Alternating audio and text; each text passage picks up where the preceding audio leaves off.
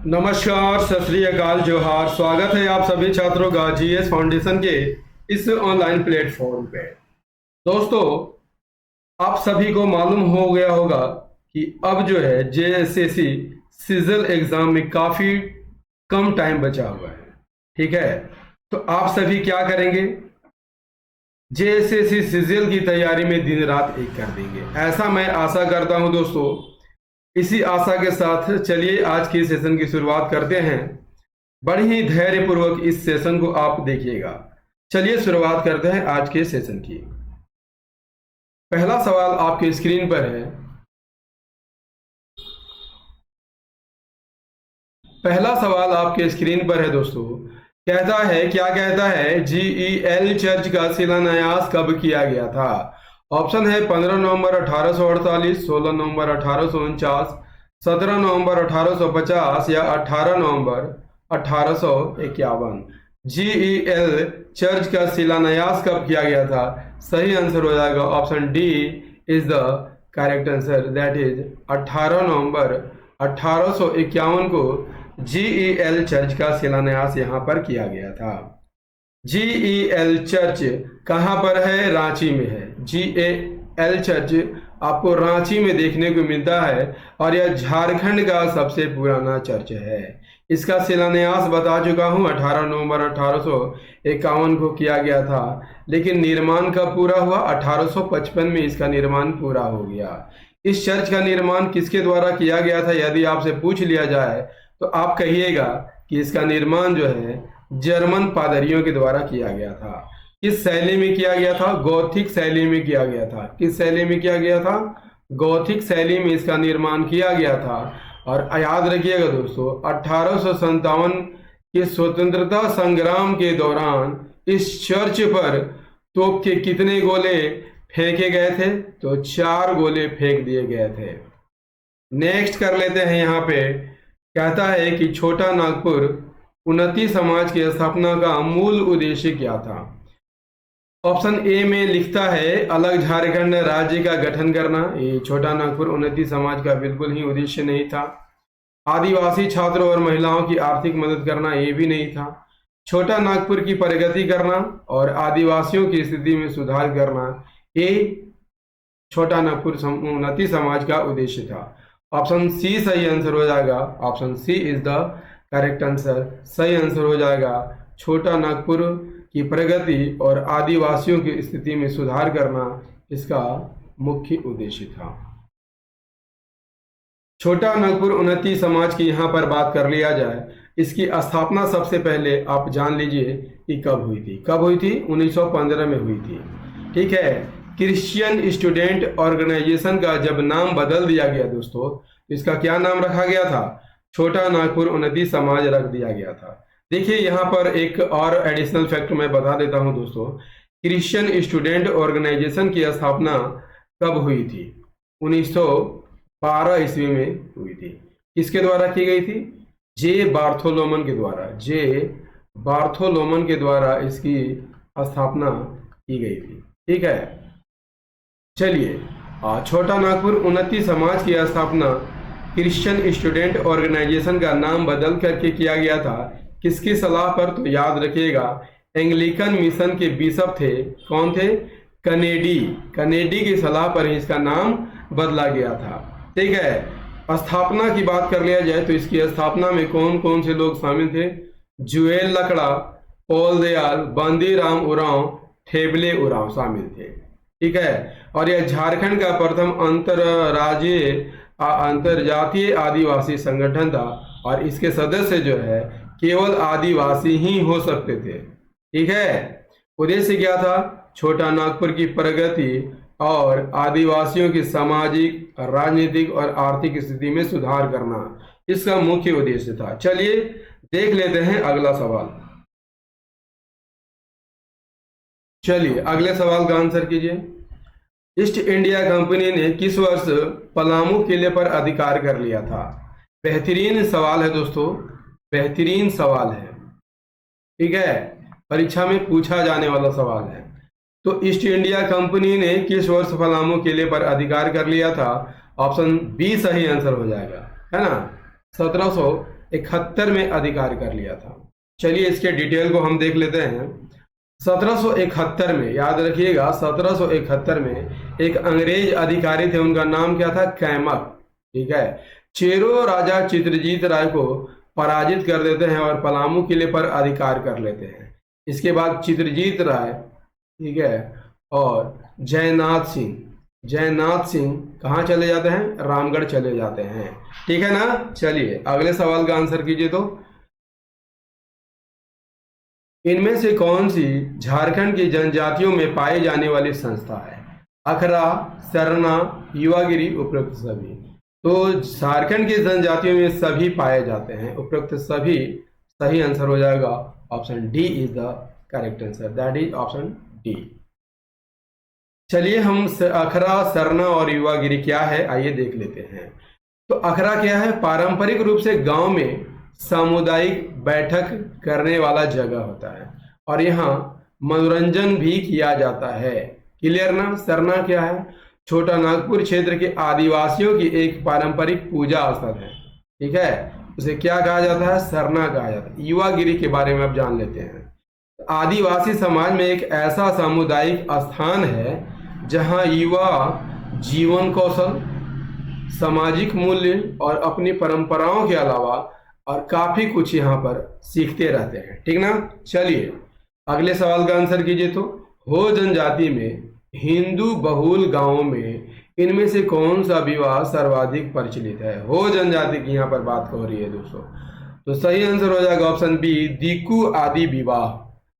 ठीक है, कौन है? दीकू आदि विवाह है, दीकू आदि विवाह। आइए हम इसका डिटेल देख लेते हैं। तो हो जनजाति में सगोत्रीय विवाह निषिद्ध है। ठीक है, हो जनजाति में ममेरे भाई और बहन से शादी को प्राथमिकता दी जाती है और हो जनजाति में बहु विवाह की प्रथा भी देखने को मिलता है। ठीक है ना। इस जनजाति में आदि विवाह को श्रेष्ठ माना जाता है। किस विवाह को? आदि विवाह को श्रेष्ठ माना जाता है।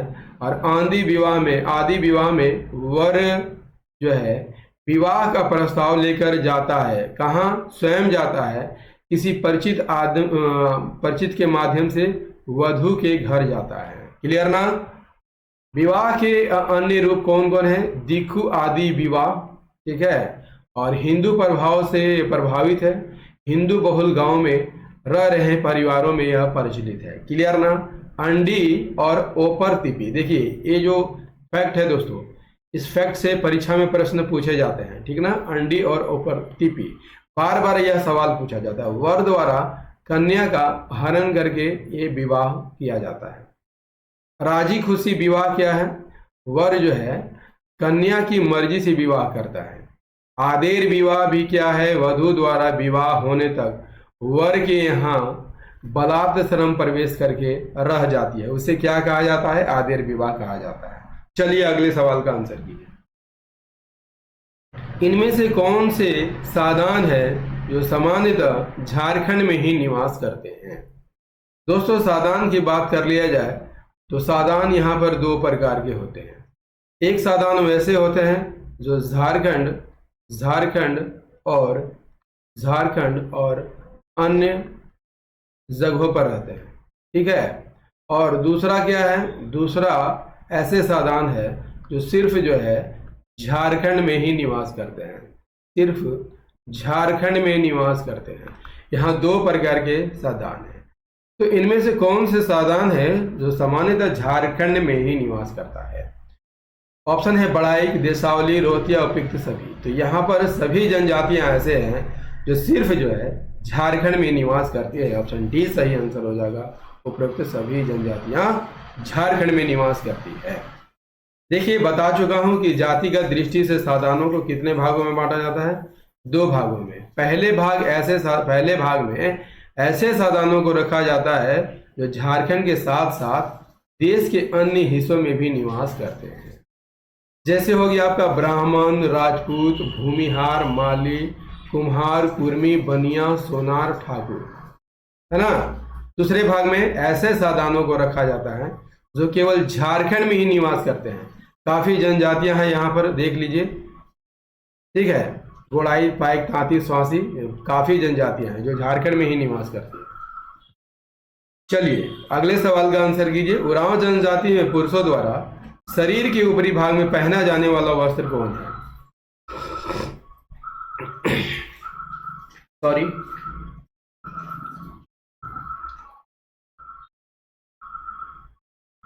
उरांव जनजाति में पुरुषों द्वारा शरीर के ऊपरी भाग में पहना जाने वाला वस्त्र कौन है? सही आंसर हो जाएगा क्या? ऑप्शन सी सही आंसर हो जाएगा, तोलोंग है।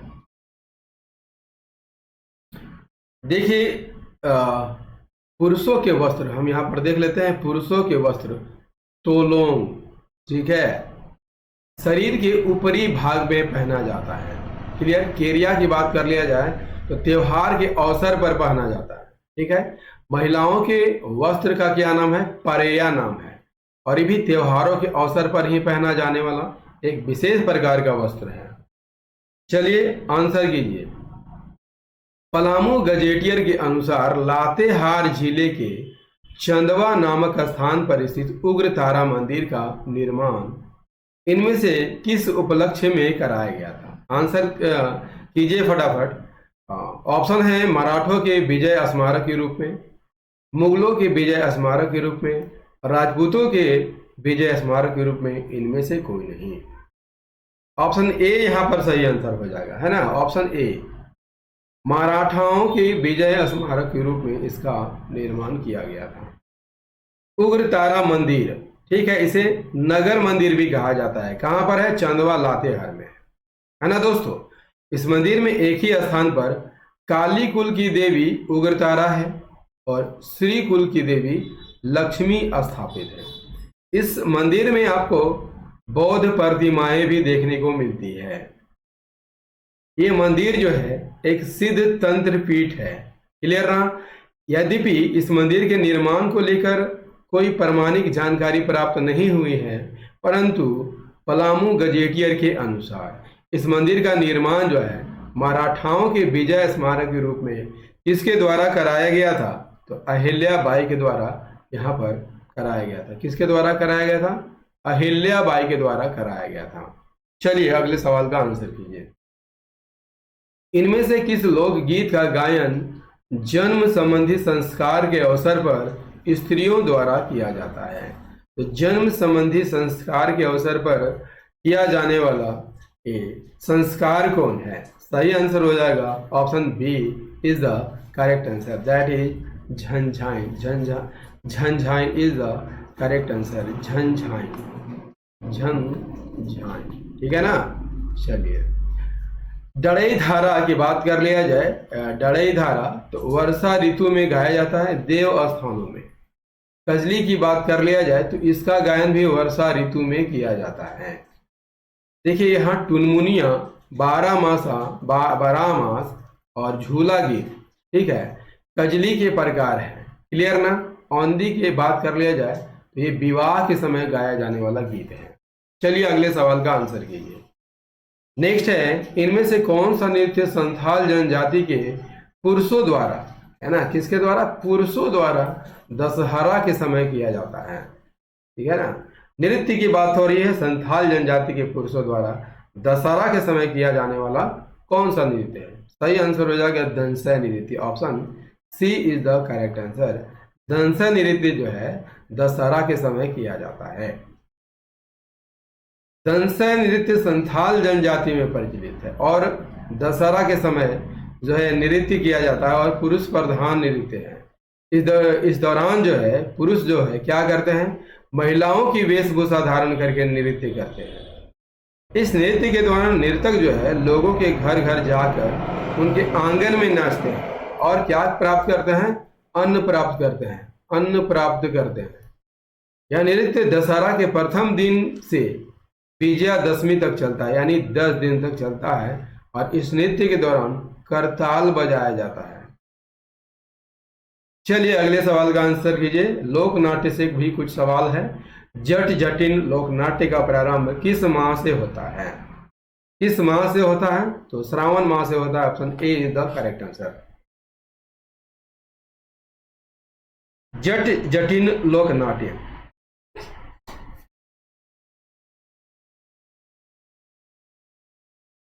प्रत्येक वर्ष कब किया जाता है? श्रावण माह से स्टार्ट होता है और कार्तिक माह के बीच चलता है। किसके द्वारा किया जाता है? कुंवारी लड़कियों के द्वारा किया जाता है और इसमें जट जटिन के वैवाहिक जीवन को दिखाया जाता है ना? क्लियर हो गया ना? चलिए नेक्स्ट है, निम्न में कौन सा वाद्य झारखंड में प्रचलित ताल वाद्य है? ताल वाद्य किसे कहा जाता है? जिसे पीट कर बजाया जाता है, जिसे पीट कर बजाया जाता है। पहला अनुवद, अनुवद और दूसरा ताल वाद्य, ताल, दूसरा ताल वाद्य।